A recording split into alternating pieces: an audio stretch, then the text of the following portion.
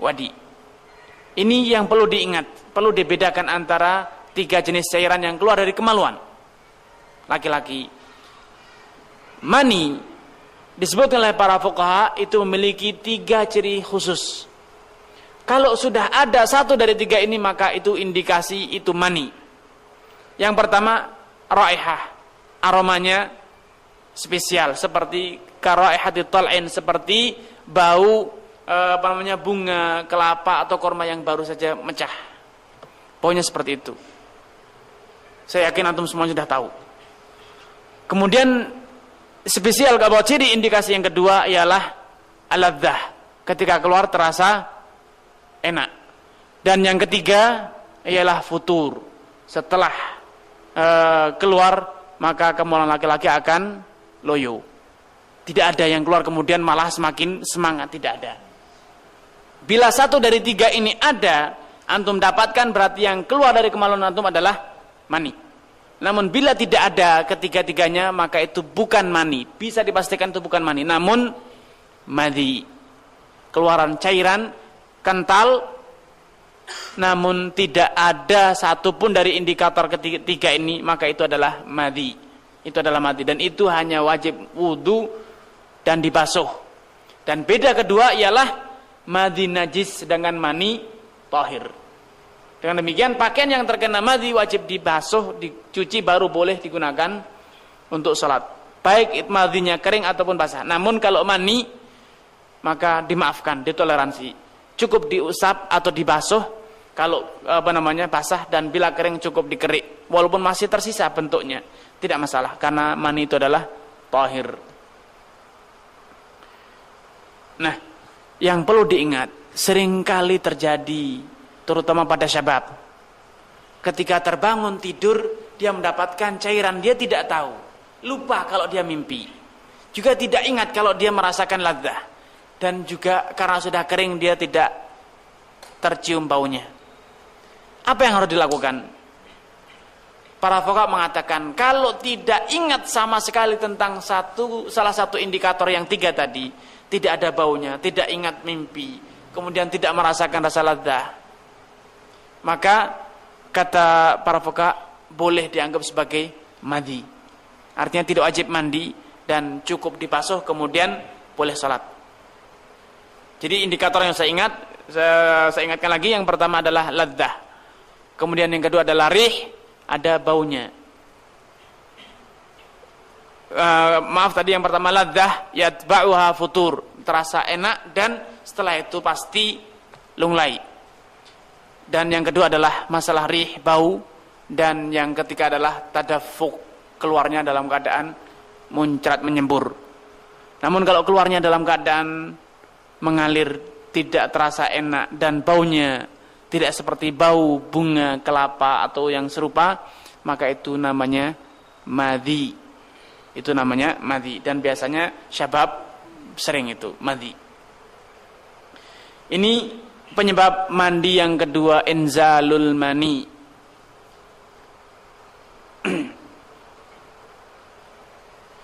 Hal ini, poin kedua ini berdasarkan sabda Rasulullah SAW ketika beliau ditanya oleh salah seorang wanita, yaitu Ummu Sulaim atau Ummu Salamah, ya Rasulullah, hal 'alal nisa'i ghuslun idza yahtalamat?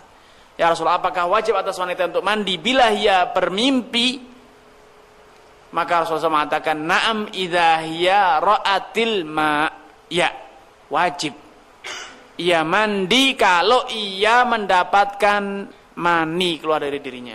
Jadi dari hadis ini dapat kita lihat dengan jelas bahwa wanita juga bisa mimpi basah, dan wanita juga memiliki cairan mani, walaupun sekarang para atibba, para dokter mengingkarinya. Mereka tidak percaya wanita itu punya cairan mani. Tidak masalah, itu Anda. Namun kami kaum muslimin percaya, karena Rasulullah SAW telah mengabarkan bahwa wanita itu memiliki cairan mani. Anda tidak akui, tidak masalah, saya tidak penting. Saya belajar fikihnya dari Nabi, bukan dari dokter. Jadi kalau antum baca tentang kriteria maninya wanita, maka tidak antum dapatkan di referensi para dokter sekarang. Adanya di buku-bukunya para fuqaha, para ulama-ulama hadis. Namun dengan jelas Rasulullah mengatakan, na'am idza hiya ra'atil ma, ya wanita itu wajib mandi kalau dia bermimpi ketika dia mendapatkan air mani keluar dari dirinya. Nah, ini menjadi dalil nyata bahwa keluarnya air mani ini menjadi penyebab wajibnya mandi atas kita. Kemudian poin yang ketiga yang mustarak antara rijal dan nisa, laki dan wanita sama, ialah al-maut, kematian. Mungkin antum bertanya, oh udah mati kok disuruh mandi, gimana cara mandinya? Apa hidup dulu kemudian mandi baru mati lagi? Tidak. Yang poin ketiga ini spesial. Yang dimaksud yang berkewajiban mandi bukan yang si mayit, namun al-ahya, yang hidup. Mereka lah yang berkewajiban untuk memandikan saudaranya yang mati. Karenanya tatkala putri Rasulullah SAW meninggal, Rasulullah bersabda kepada Ummu Sulaim dan yang lainnya, wanita-wanita yang memandikan putri beliau mengatakan, ighsilnaha thalathan au khamsan au aktsara min dzalika in ra'aitun wabda'na bima yaminil wudu'i minha. Mandikanlah putriku 3 kali atau 5 atau lebih sesuai yang kalian rasa perlu.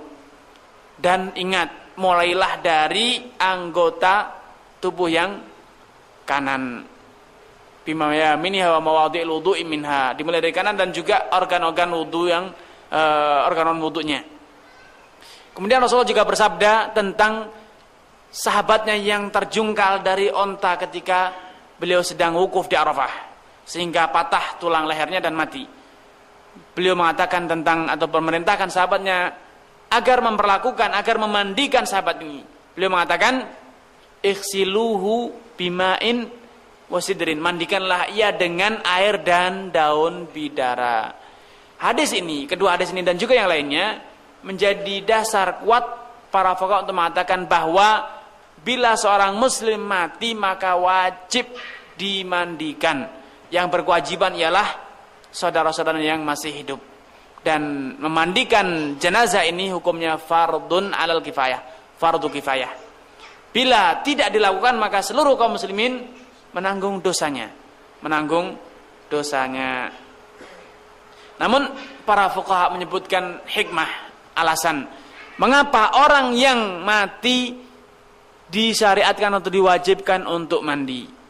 Subhanallah, telah terbukti bahwasanya tidaklah ada orang mati kecuali dia mengeluarkan air mani, kecuali akan keluar air mani dari kemaluannya. Dan ini terbukti, setiap orang mati pasti mengeluarkan air mani. Ini salah satu hikmah mengapa orang yang mati harus dimandikan. Kenapa orang yang mati harus dimandikan? Ini diantara hikmahnya. Kemudian diantara hikmah selanjutnya yang kedua, bila orang yang hidup hendak menghadap kepada Allah Subhanahu wa taala, disyariatkan untuk yatatahhar, bersuci. Yaitu kapan? Ketika kita menghadap kepada Allah dalam salat kita, disyariatkan untuk bersuci. Maka orang yang mati yang jelas-jelas dia akan benar-benar menghadap langsung kepada Allah Subhanahu wa taala dan tidak akan pernah kembali. Maka layak, tepat bila disyariatkan untuk disucikan, yaitu dengan cara dimandikan. Sehingga tatkala ia menghadap kepada Allah Subhanahu wa taala, ia menghadap dalam keadaan telah suci dari hadath asghar dan hadath akbarnya. Seperti halnya orang yang ahya, yang hidup, tatkala menghadap kepada Allah Subhanahu wa taala dengan salat, ia menghadap dalam keadaan suci dari hadas asghar dan juga dari hadath akbar. Begitu juga orang yang mati, diwudukan kemudian dimandikan, maka dia suci, menghadap Allah Subhanahu wa taala dalam keadaan suci. Dan ini ikhwan wa ahibbai, zikrul maut di sini. Dan disyaratkannya mandi sebelum dikuburkan.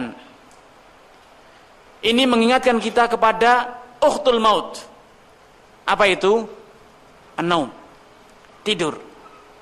Ketika kita tidur, kita pun disyariatkan untuk mandi, karena an-naumu, kata para ulama, adalah ukhtul maut, saudara kembarnya, saudari kembarnya mati. Allah yatawaffal anfusa hina mautiha wallati lam tamut fi manamiha. Allah Subhanahu wa taala menggenggam, mencabut roh manusia tatkala ia meninggal dunia. Wallati lam tamut fi manamiha, dan orang yang belum mati Allah pun cabut nyawanya, Allah genggam nyawanya kapan? Tatkala ia tidur. Karena para fuqaha mengatakan an-naumu ukhtul maut. Karena tepat bila orang yang tidur disyariatkan untuk bersuci, sebagaimana orang yang mati disyariatkan untuk bersuci. Namun apa bersucinya orang yang tidur? Yaitu dengan berwudu. Makanya para fuqaha memakruhkan orang yang janabah, junub, untuk tidur sebelum ia bersuci terlebih dahulu. Sebagaimana para fuqaha juga dengan tegas mengatakan sunnah untuk kita berwudu sebelum tidur. Dengan demikian, ini sebagai persiapan kita sebelum menghadap kepada Allah Subhanahu wa taala, karena bisa jadi kita tidur dan tidak pernah bangun lagi. Sehingga bila ditakdirkan kita mati ketika kita tidur, kita menghadap dalam keadaan telah suci diri kita, yaitu telah berwudu. Wallahu taala alam. Semoga apa yang disampaikan bermanfaat bagi kita semuanya dan kita dijadikan termasuk orang-orang yang yastami'unal qaula fayattabi'una ahsanah. Wassalamualaikum warahmatullahi wabarakatuh.